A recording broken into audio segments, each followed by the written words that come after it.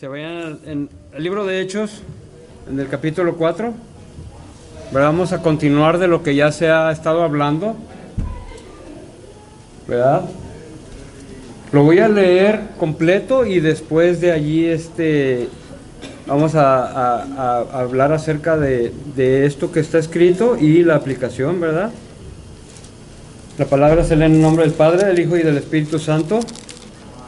Hechos 4, dice en la portada, en la parte de arriba, dice Pedro y Juan ante el concilio. Dice la Escritura: hablando ellos al pueblo, vinieron sobre ellos los sacerdotes con el jefe de la guardia del templo y los saduceos, resentidos de que enseñasen al pueblo y anunciasen en Jesús la resurrección de entre los muertos. Y les echaron mano y los pusieron en la cárcel hasta el día siguiente, porque ya era tarde. Pero muchos de los que habían oído la palabra creyeron, y el número de los varones era como 5,000. Aconteció al día siguiente que se reunieron en Jerusalén los gobernantes, los ancianos y los escribas. Y el sumo sacerdote Anás, y Caifás, y Juan, y Alejandro, y todos los que eran de la familia de los sumos sacerdotes, y poniéndoles en medio les preguntaron: ¿con qué potestad o en nombre o en qué nombre habéis hecho vosotros esto? Entonces Pedro, lleno del Espíritu Santo, les dijo: gobernantes del pueblo y ancianos de Israel, puesto que hoy se nos interroga acerca del beneficio hecho a un hombre enfermo, de qué manera éste haya sido sanado, sea notorio a todos vosotros y a todo el pueblo de Israel, que en el nombre de Jesucristo de Nazaret, a quien vosotros crucificasteis y a quien Dios resucitó de los muertos, por él este hombre está en vuestra presencia sano. Este Jesús es la piedra reprobada por vosotros los edificadores, la cual ha venido a ser cabeza del ángulo. Y en ningún otro hay salvación, porque no hay otro nombre bajo el cielo dado a los hombres en que podamos ser salvos. Entonces, viendo el denuedo de Pedro y de Juan, y sabiendo que eran hombres sin letras y del vulgo, se maravillaban y le reconocían que habían estado con Jesús.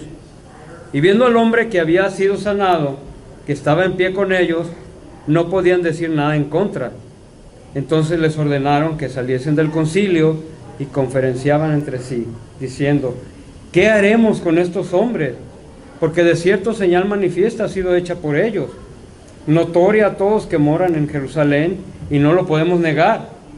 Sin embargo, para que no se divulgue más entre el pueblo, amenacémosles para que no hablen de aquí en adelante a hombre alguno en este nombre. Y llamándolos, les intimaron que en ninguna manera hablasen ni enseñasen en el nombre de Jesús. Mas Pedro y Juan respondieron diciéndoles: juzgad si es justo delante de Dios obedecer a vosotros antes que a Dios, porque no podemos dejar de decir lo que hemos visto y oído.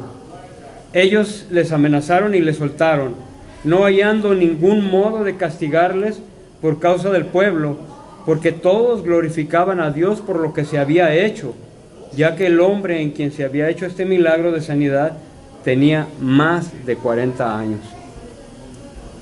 Bueno, hermanos, aquí empezamos cuando Pedro y Juan, hermanos, están en el concilio, ¿verdad? Donde había sacerdotes, jefe de guardia, estaban los saduceos también, que era una secta, ¿verdad? Similar a los fariseos, pero ellos no creían en la resurrección. Entonces, vamos a repasar un poquito de lo que ya se ha hablado, ¿verdad? De este libro tan emocionante que es el libro de Hechos.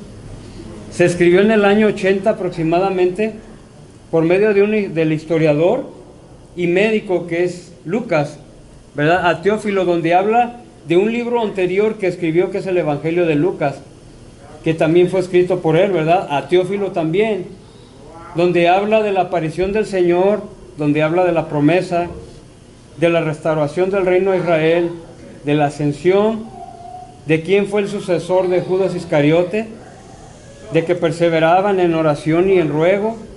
Habla también de la venida del Espíritu Santo en forma de lenguas de fuego, de que hablaron en idiomas o en lenguas, ¿verdad? Esto es un repase para que más o menos seguir agarrándole el hilo a la narrativa.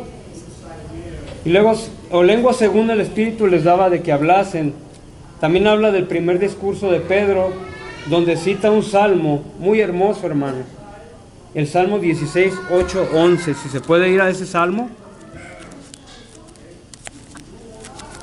Con un amén me dice cuando esté allí. Salmo 16, 8, 11.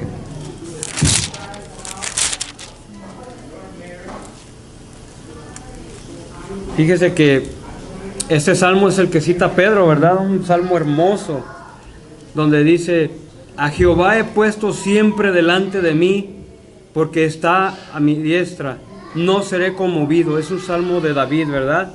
Es un salmo que se llama Mictam, que es un himno o un poema de confianza, ¿verdad? Donde el rey David expresa su confianza, ¿verdad?, en el Señor, porque no sé si ustedes lo saben, aparte de ser rey, aparte de ser cantor y salmista, en la gran mayoría de sus salmos él da muchas profecías mesiánicas, ¿verdad? Por lo tanto, él era un profeta, ¿verdad? Ese también era un ministerio que él tenía, ¿verdad? Y dice la Escritura: se alegró por tanto mi corazón y se gozó mi alma, mi carne también reposará confiadamente, porque no dejarás mi alma en el Seol, ni permitirás que tu santo vea corrupción. Me mostrarás la senda de la vida, en tu presencia hay plenitud de gozo, delicias a tu diestra para siempre, ¿verdad? Entonces, ese salmo es el que cita Pedro en su discurso, ¿verdad? Debido a la predicación a los israelitas, muchos de ellos se compungieron de corazón, y Pedro les dijo: arrepentíos y bautícense cada uno de vosotros en el nombre de Jesucristo para perdón de pecados. Y se bautizaron y se añadieron como 3,000. Se fija, hermanos, 3,000 en una predicación. Hoy en día, así como está la maldad en este mundo, es tan difícil, hermano, que eso suceda hoy en día. Por eso sabemos que los tiempos son los tiempos finales, porque la gente, el mundo está muy ensimismado, muy metido dentro de sí, no entienden lo que está sucediendo ahorita, ¿verdad? Y ahorita les voy a explicar un poquito más acerca de lo que acabo de decir, ¿verdad? En esa narrativa también que habló Lucas, dice, se habló de cómo vivían los primeros cristianos, ¿verdad? Se habló de la sanación del cojo, del discurso de Pedro en el pórtico de Salomón, ¿verdad? El pórtico de Salomón, pues lo leemos, ¿verdad? Pero no sabemos exactamente su ubicación.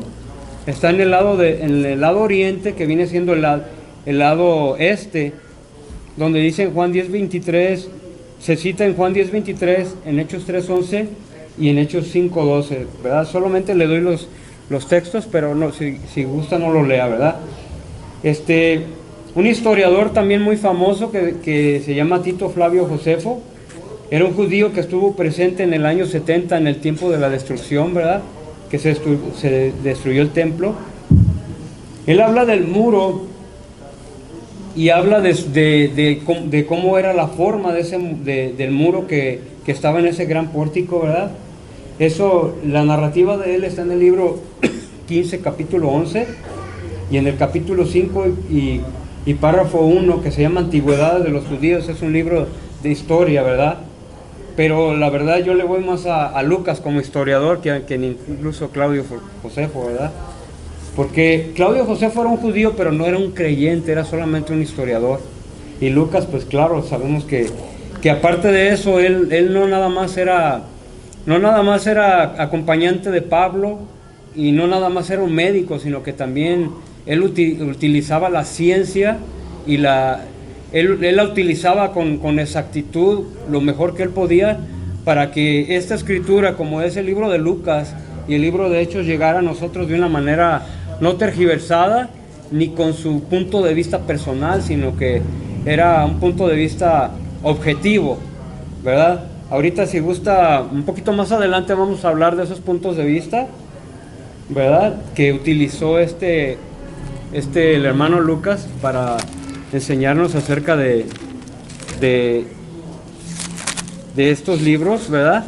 Al empezar el Evangelio según Lucas, dice en Lucas 1, dice en la portada dedicatoria a Teófilo, que es también, el libro de Hechos también fue escrito para Teófilo, ¿verdad? Que es amado de Dios. Y dice la palabra en San Lucas 1, dice, puesto que ya muchos han tratado de poner en orden la historia de las cosas que entre nosotros han sido ciertísimas. O sea, él no dudaba absolutamente de nada de lo que había sucedido. Y él se dedicó a buscar la historia, a buscar testigos oculares, porque aparentemente Lucas no estuvo allí, pero él se juntó y él buscó información para poder escribir el libro de Lucas y también el libro de Hechos a Teófilo, donde él dice, tal como nos lo enseñaron los que desde el principio lo vieron con sus ojos y fueron ministros de la palabra. Y él continúa, dice, me ha parecido también a mí, después de haber investigado con diligencia, o sea que Lucas le puso tiempo, puso esfuerzo y se dedicó de una manera científica a recabar la historia acerca del libro de Hechos, de lo que está escrito en Hechos y también los sucesos en Lucas, ¿verdad? Del Evangelio de Lucas. Y dice, después de haber investigado con diligencia todas las cosas desde su origen, escribírtelas por orden, oh excelentísimo Teófilo, para que conozcáis bien la verdad de las cosas en las cuales has sido instruido. O sea, fue instruido acerca de ello y enseñado a Teófilo. Entonces continuamos ahora, ¿verdad? Después continuamos donde Pedro les predica nuevamente a los israelitas acerca del Señor y les dice que ellos fueron los que lo mataron al Señor y les dice que se arrepientan y se conviertan para que sus pecados sean borrados. Pedro continuó con su predicación, pero él se centraba en el Señor Jesucristo. Pedro nunca se centró en él. Incluso cuando él hizo cuando la sanación del cojo sucedió, él nunca se atribuyó nada, como diciendo, fue con mi poder o fui yo quien lo sanó, ¿verdad? Como hoy en día muchos apóstoles o muchos predicadores hacen sus cruzadas de milagros y muy rara vez ellos adjudican el milagro verdadero a Jesucristo, si es que sucedió, ¿verdad? Porque la gran mayoría sabemos que son montajes, ¿verdad? Pedro continuó con su predicación centrándose en Jesucristo como único medio de salvación, dándole solamente la honra y la gloria a Él. En todo anteriormente, vemos primeramente que cada acontecimiento de esta narrativa histórica de Lucas fue de una manera fiel, muy veraz de los hechos. Un hecho es un suceso o algo histórico que pasa, ¿verdad? Él fue fiel a lo que aconteció. Y también Pedro fue fiel porque esta vez Pedro habló sin temor. Si se recuerda claramente, ¿verdad? Cuando Pedro niega al Señor e incluso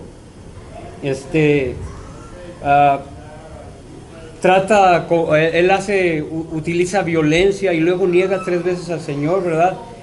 Con miedo. Él tenía miedo, pero porque él sabía que el Señor Jesucristo era hijo de Dios, sabía que era el Mesías, pero cuando resucitó, a él ya se le reveló Jehová Dios, ¿verdad? Él sabía ya que Jesucristo no era solamente el Mesías, sino que él ya entendía que era Dios mismo presente, ¿verdad? Entonces, cuando él entendió todo eso, a él ya la verdad no le importaba la vida, a Pedro no le importaba morir, por eso nunca tuvo temor para expresar ni para predicar su palabra, ¿verdad? Él lo glorificaba en todo tiempo y lo presentaba como el Salvador y el Mesías, ¿verdad? La veracidad de Lucas y el denuedo de Pedro y su enfoque en la persona del Señor y no en sí mismo es algo muy invaluable en esto que estoy hablando ahorita, porque no sé si usted ha escuchado 2 palabras, ¿verdad? ¿Ha escuchado alguna vez la palabra que es lo subjetivo? ¿Alguno sabe lo que es ser lo subjetivo o lo objetivo? Ok. Lo objetivo es algo que es directo y que es palpable, que uno lo puede ver, visualizar y digamos, lo puede medir con algo que como el canon, digamos, algo objetivo. Por ejemplo, si yo estoy predicando algo y no estoy centrándome en la escritura, sino que estoy hablando con mi manera de pensar, yo estoy siendo subjetivo. Estoy usando mi pensamiento. Estoy utilizando mi mente para dar una explicación de algo que quizás no sea bíblico. Entonces yo soy subjetivo. Pedro fue objetivo. Pedro hablaba y él se centraba en hechos bíblicos, en el Señor Jesucristo, ¿verdad? Entonces, siendo objetivo Pedro ya no tenía temor y tenía denuedo a la hora de hablar y de explicar acerca de la Escritura, ¿verdad? En este discurso de Pedro empieza algo que quizás nosotros no hemos aún tenido, ¿verdad? Que es cuando alguien se pone en contra de nosotros, ¿verdad? Cuando hay oposición.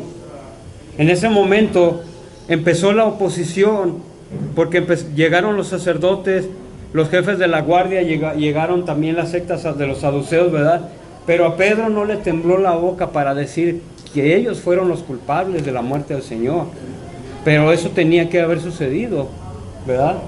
Porque esa fue voluntad del Padre, ¿verdad?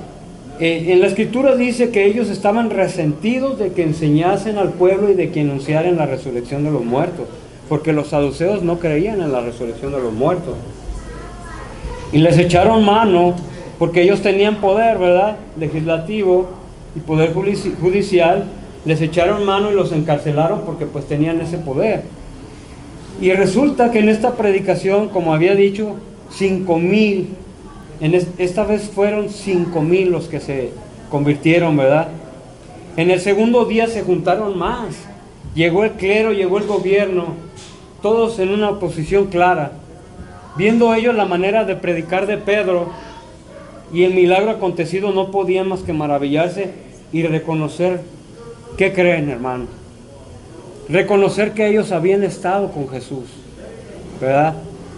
Entonces, cuando alguien que no pertenece a nuestra fe o a nuestra creencia, digamos, una persona de afuera, ¿verdad? No voy a hablar de una religión, o incluso un mismo cristiano, ¿verdad? Que entiende las Escrituras, o alguien de tu trabajo, o un amigo, te escucha hablar de una manera rara, porque es raro hablar de una manera bíblica. Es raro escuchar a una persona hablar con respeto, con amor, una persona que no habla con doble sentido, que no ofende, ¿verdad? Que no se le van los ojos, que no hace cosas indebidas en la calle o en su trabajo. Alguien se va a dar cuenta. Y entonces, ¿qué van a decir ellos? Van a decir, esa persona tiene algo que la gran mayoría de la fábrica no lo tiene. Y es algo que atrae, algo bonito.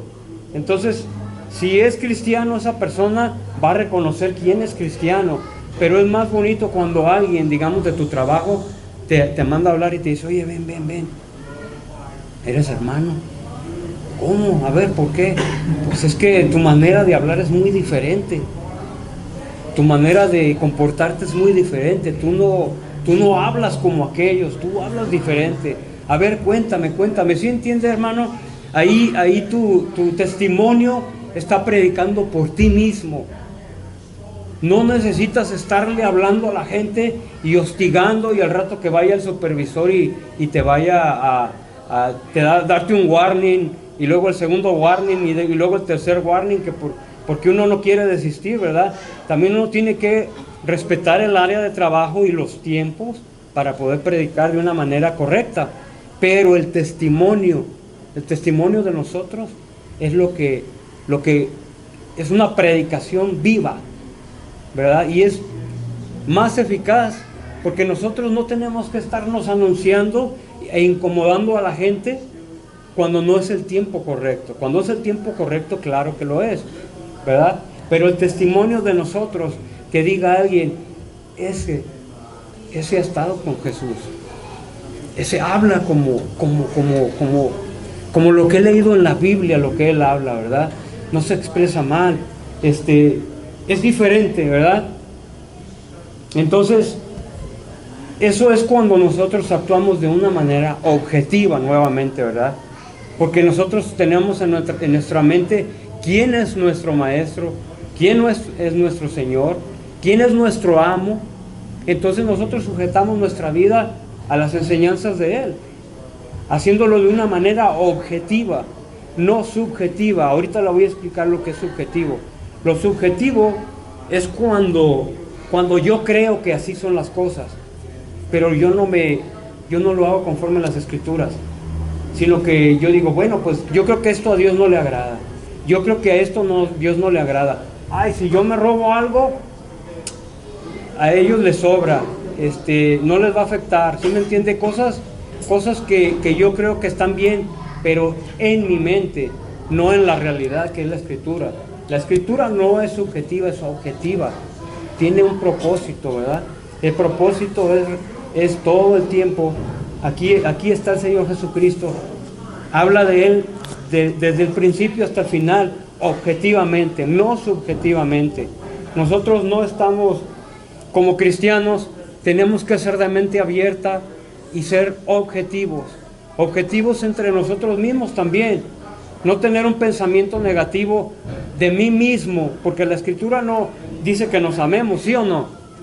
Pero a veces no lo hacemos y estamos pensando subjetivamente, estamos pensando con nuestro yo, donde digamos, yo no voy a aceptar al hermano X porque se porta mal o porque actúa de una manera que no es cristiana. Pero ¿qué es lo que dice la Escritura? Que nos amemos a todos, incluso a nuestros enemigos. Eso es lo objetivo. Lo subjetivo es de que yo escoja a quién debo de amar, y eso no está bien. Subjetivo es cuando yo con mi corazón lo pongo antes que la palabra de Dios. Subjetivo es cuando yo pienso más en mis sentimientos, en lo que dirán de mí, que en lo que Dios dice, ¿verdad? Dios lo dice de una manera objetiva. Nosotros lo malinterpretamos de una manera subjetiva. Entonces, si nosotros somos más objetivos en nuestra vida, la gente se va a dar cuenta que somos discípulos del Señor Jesús. Pero si somos subjetivos, vamos a actuar y pensar y hablar con nuestros propios pensamientos, errando al blanco, por lo tanto, cometiendo pecado. Porque antes de leer las Escrituras, ver si mi actitud está bien o está mal, yo doy un juicio fallo, ¿verdad? Yo tengo esta opinión de cierto hermano y ese hermano, digamos, puedo decir, ay, este hermano me cae gordo, este hermano no lo paso, este hermano no lo trago, pero les doy malas noticias, nos tenemos que amar todos. Si un hermano no es íntegro ante mis ojos, ¿qué tengo que renegar de su integridad? Si no es justo ante mis ojos, yo no tengo que renegar de que sea injusto. Si ese hermano dice alguna mala palabra, yo no tengo que poner en mi corazón eso, porque dice malas palabras o porque actúa mal.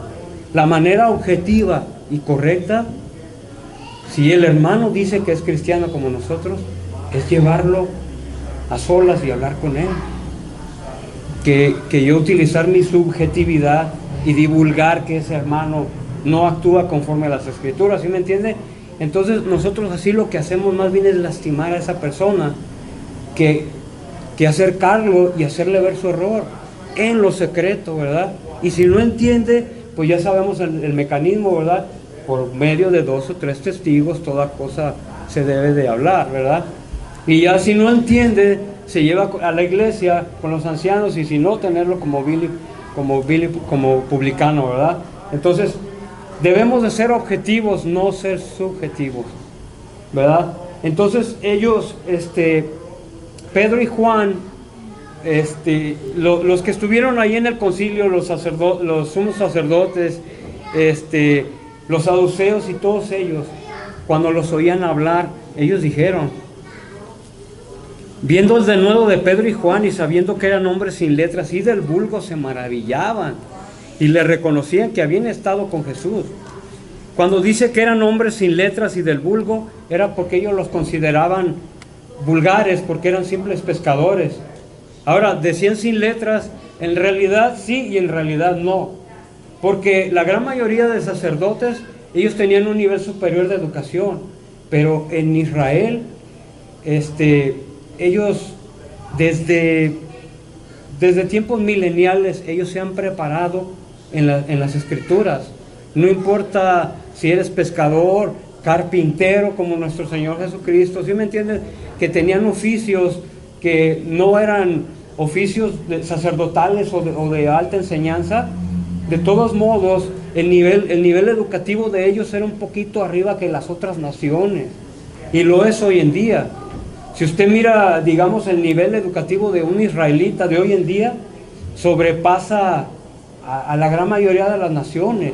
Es donde tienen más premios Nobel de química, de lo que usted quiera, ¿verdad? De la paz, premio Nobel de física, de química, de biología. Son unos hombres muy preparados, pero porque eso está en su costumbre de ellos, ¿verdad? Entonces ellos, cuando vieron a Pedro y a Juan, ellos se maravillaron, ¿verdad? Y reconocieron. Entonces, qué hermoso es que la gente reconozca que nosotros aprendemos, que somos cristianos y que nuestro Maestro es el Señor Jesucristo, ¿verdad? Que alguien diga, ese es diferente. Eso es algo que es como una meta o como algo muy privilegiado para uno, ¿verdad? La verdad, ojalá y alguno de nosotros nos haya pasado, ¿verdad? Y no nos haya pasado lo contrario, ¿verdad? De que alguien diga, pues ese dice que es cristiano, pero no lo denota. Mira todo lo que habla, las cosas que dice, con quién se junta, con quién anda, ¿sí me entiende? Pero eso lo saben en tu trabajo, pero en la iglesia nadie lo sabe. Entonces, nosotros tenemos que ser objetivos, que quiere decir que seamos reales, que seamos cristianos verdaderos. No estar cavilando en nuestros pensamientos de una manera, le voy a decir otra manera subjetiva que ahorita se está metiendo en el mundo. Lo subjetivo ahorita es la ideología de género. Si has escuchado acerca de eso, ¿verdad? Ellos, por ejemplo, una persona de las letras LGBTQ+, todo eso, esas personas se centran en sí mismos tantos que ellos ya no sienten y ya no sienten la manera biológica de una persona, sino que están tan ensimismados y tan centrados en sí mismos que ellos pierden la noción verdadera de las cosas. Entonces es cuando ellos dicen, pues yo ya siento que yo no soy lo que biológicamente debería de ser, porque es mi sentimiento y yo me defino así. Pero sabemos que así no es.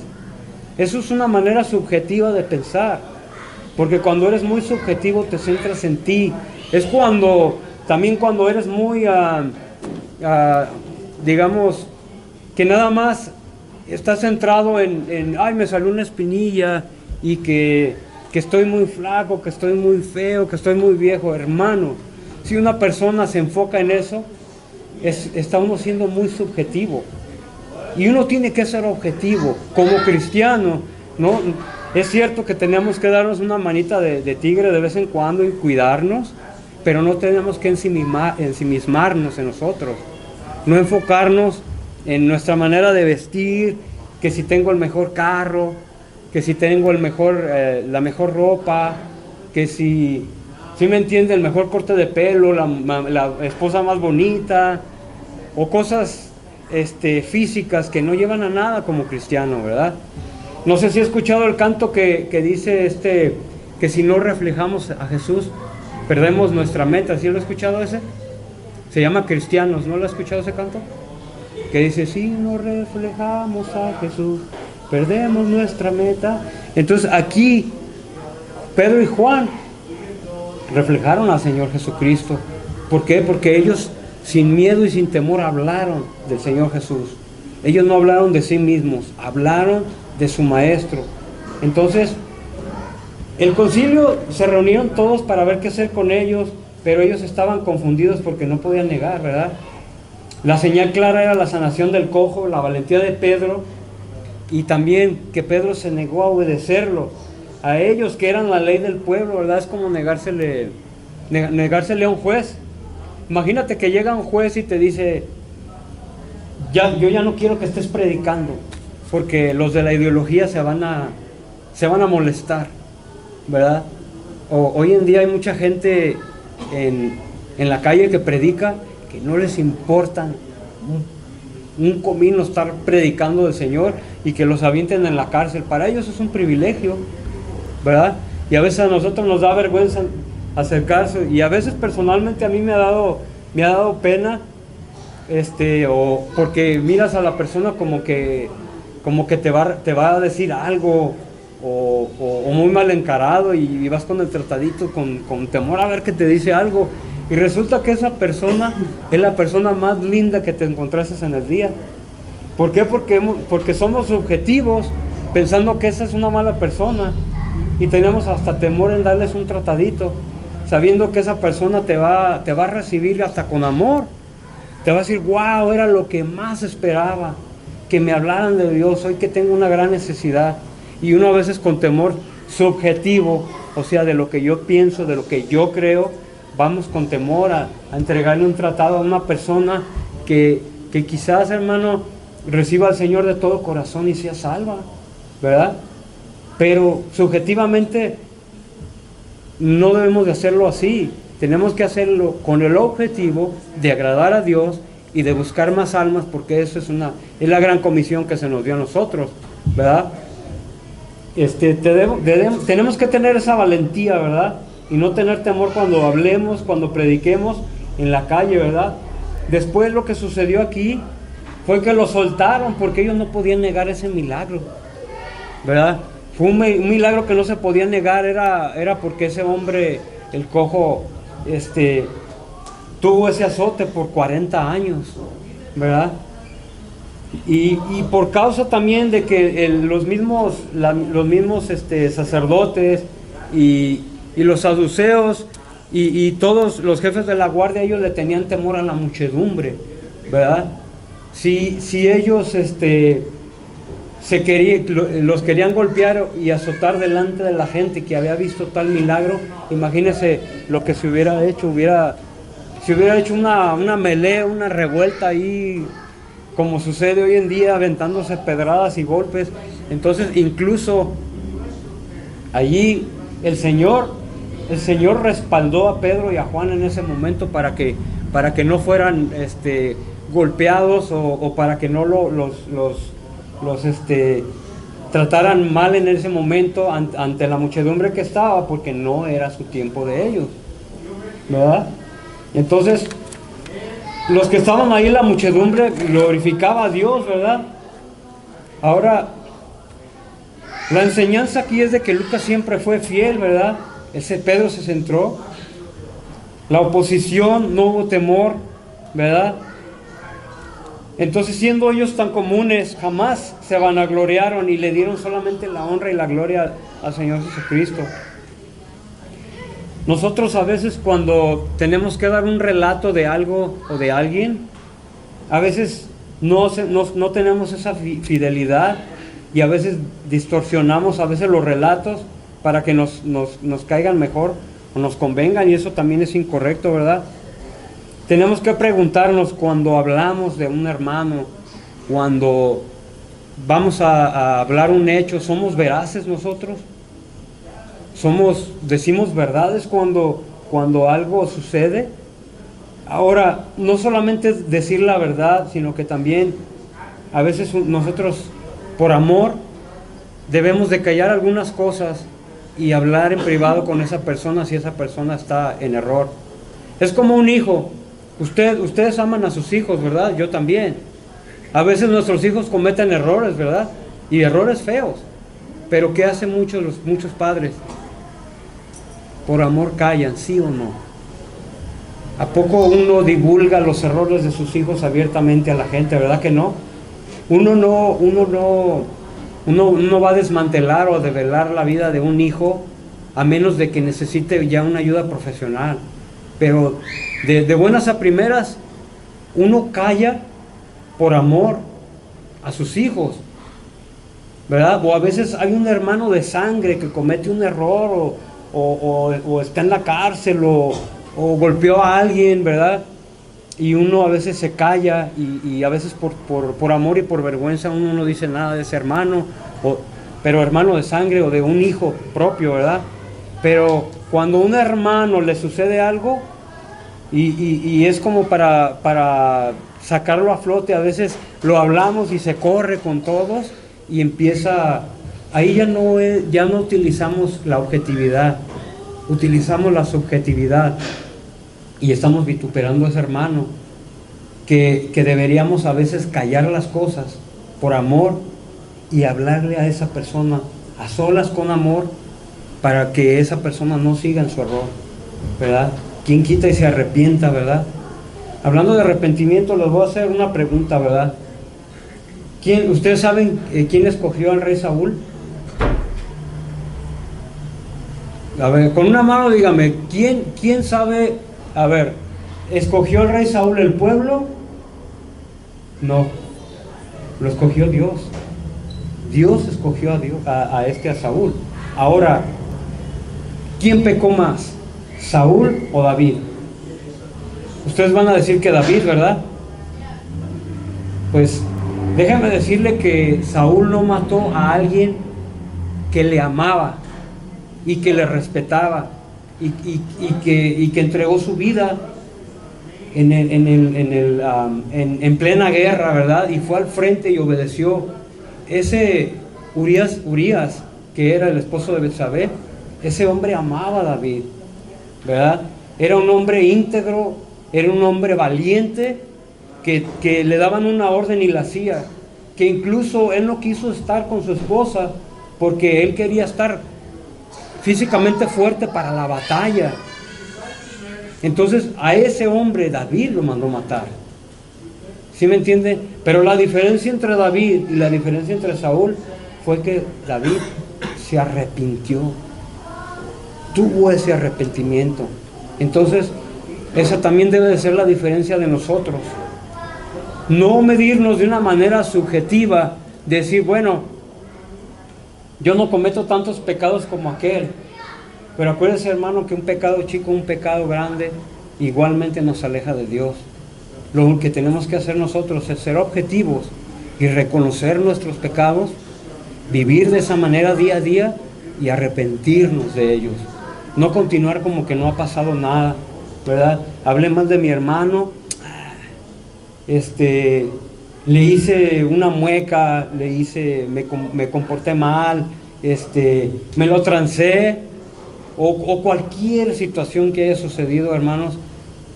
No debemos de hacer eso, tenemos que hacer lo correcto, y si lo hacemos mal, arrepentirnos, ¿verdad?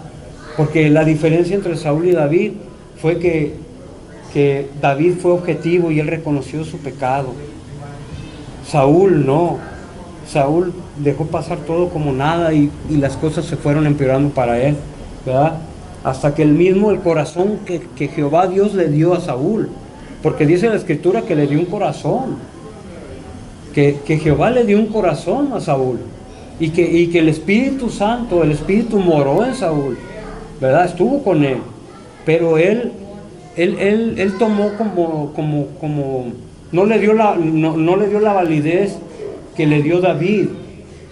Por lo tanto el Espíritu ya no estuvo con él y él continuaba en su pecado, ¿verdad? Entonces nosotros, hermanos, tenemos que ser objetivos, y si entendemos que hay algo que no le agrada a Dios, tenemos que reconocerlo y arrepentirnos, no continuar de una manera en mis pensamientos, no, yo creo que estoy bien, yo creo que estoy bien, ¿verdad? Y tener una ideología falsa de lo que es la Escritura, ¿verdad?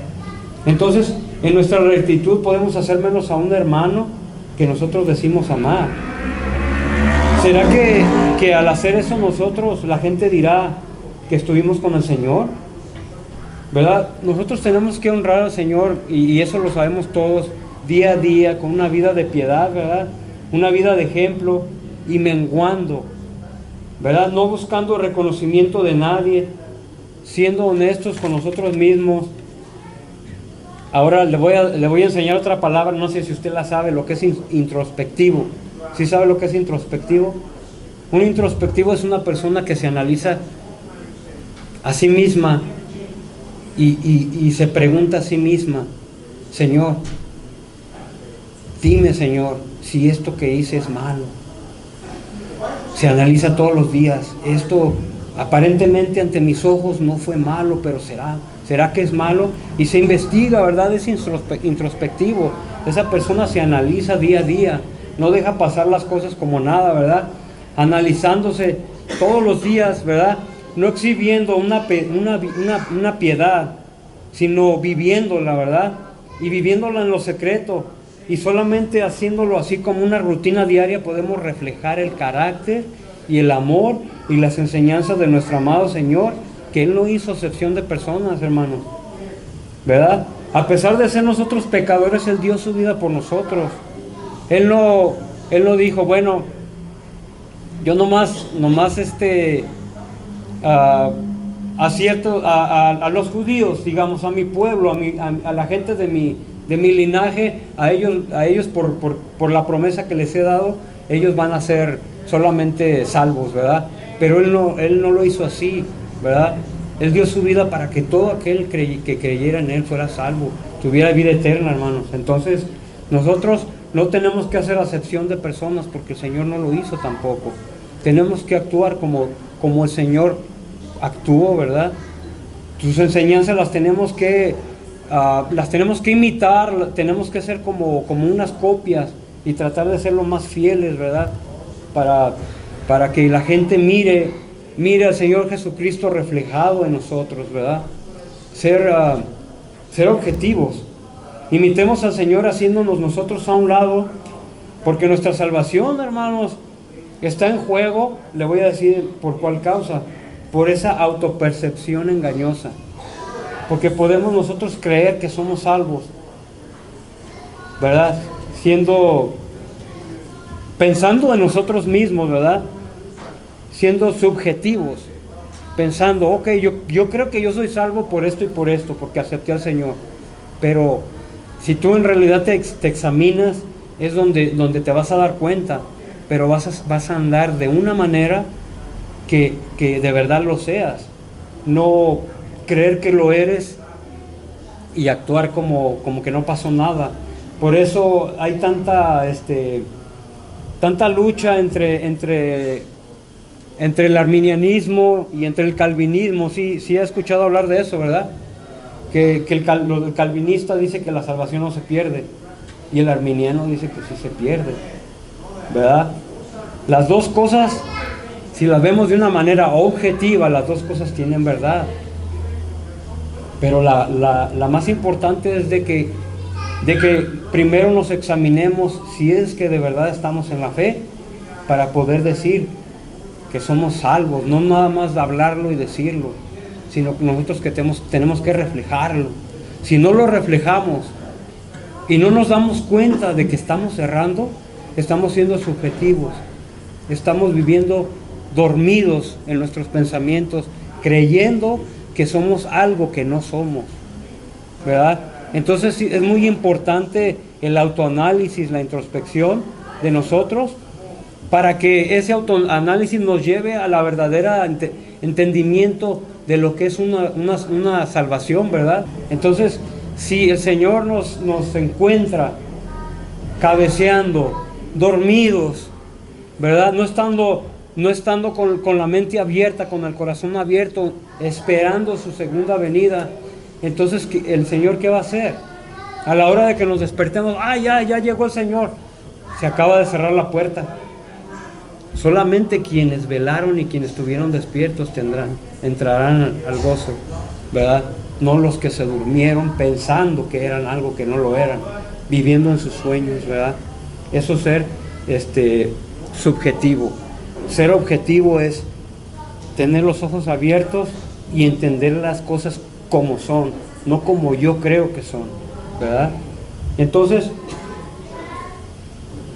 eso es algo que nosotros tenemos que entender día a día. Nos vamos a ir a Filipenses, hermano, 2:1, para cimentar lo que acabo de decir. Dice la Escritura en la parte de arriba, dice humillación y exaltación de Cristo. Dice, por tanto, si hay alguna consolación en Cristo, si algún consuelo de amor, si alguna comunión del Espíritu, si algún afecto entrañable, si alguna misericordia, completad mi gozo sintiendo lo mismo. Hablando de una unanimidad, hermanos. No podemos sentir nosotros unas cosas y otros otras, ¿verdad? Nosotros tenemos que amarnos en el Señor, ser unánimes en eso, ¿verdad? Y ahí mismo dice, si algún afecto entrañable, si alguna misericordia, completad mi gozo sintiendo lo mismo, teniendo el mismo amor, unánimes, sintiendo una misma cosa. No hagáis por contienda o por vanagloria, antes bien con humildad, estimando cada uno a los demás como superiores a él mismo. Entonces, hermanos, yo no tengo que estimarme como mayor a ustedes en ninguna forma, ni en mi conocimiento de lo que yo sepa o de lo que no sepa. Yo siempre tengo que considerarme como un servidor de ustedes, y eso tiene que ser recíproco, ¿verdad? Entre nosotros no debe de haber alguien que se crea más. Acuérdense lo que decía el Señor Jesucristo: si alguien quiere ser más que otro, sírvale primero. Entonces se tiene uno que considerar como servidor, considerarnos como servidores de nosotros mismos, de una manera recíproca, ¿verdad? Y continúo, dice, no hagáis nada por contienda, por vanagloria, antes bien con humildad, estimando cada uno a los demás como superiores a él mismo, no mirando cada uno por lo suyo propio, sino cada cual también por lo de los otros. Haya pues en vosotros este sentir que hubo también en Cristo Jesús. Ese sentir estuvo en el Señor y Él nos lo enseñó. Aquí está la enseñanza. El cual, siendo en forma de Dios, fíjese bien, Él no estimó a ser igual a Dios como algo que aferrarse, sino que Él se despojó. Nosotros nos tenemos que despojar de nuestra mentalidad, de nuestra banalidad, de nuestra subjetividad, siendo objetivos a la Escritura. Y dice la Escritura más adelante, dice, y estando en la condición de hombre, el Señor Jesucristo se humilló a sí mismo, haciéndose obediente hasta la muerte y muerte de cruz, por lo cual Dios también le exaltó hasta lo sumo y le dio un nombre que es sobre todo nombre, para que en el nombre de Jesús se doble toda rodilla de los que están en los cielos y en la tierra y debajo de la tierra, y toda lengua confiese que Jesucristo es el Señor, para gloria del Dios Padre. Entonces, para terminar, hermanos, ¿quién es nuestro maestro? ¿Quién es nuestro guía? ¿Quién es nuestro amo? Es el Señor Jesús. Entonces, sus enseñanzas, todo lo que Él habla de aquí, todo lo que Él hizo y todo lo que Él nos ha enseñado en las Escrituras, nosotros lo tenemos que reflejar para que el mundo vea que somos diferentes, ¿verdad? Así como el concilio, los sacerdotes vieron a Juan y a Pedro sin temor y que no rechazaron ser cristianos y seguidores del Señor en ningún momento, así debemos de ser nosotros, hermanos. No estar en la subjetividad ni perdidos en nuestros pensamientos, sino que estar nosotros atados a la señoría del Señor Jesús, ¿verdad? Entonces, hermano, eso fue...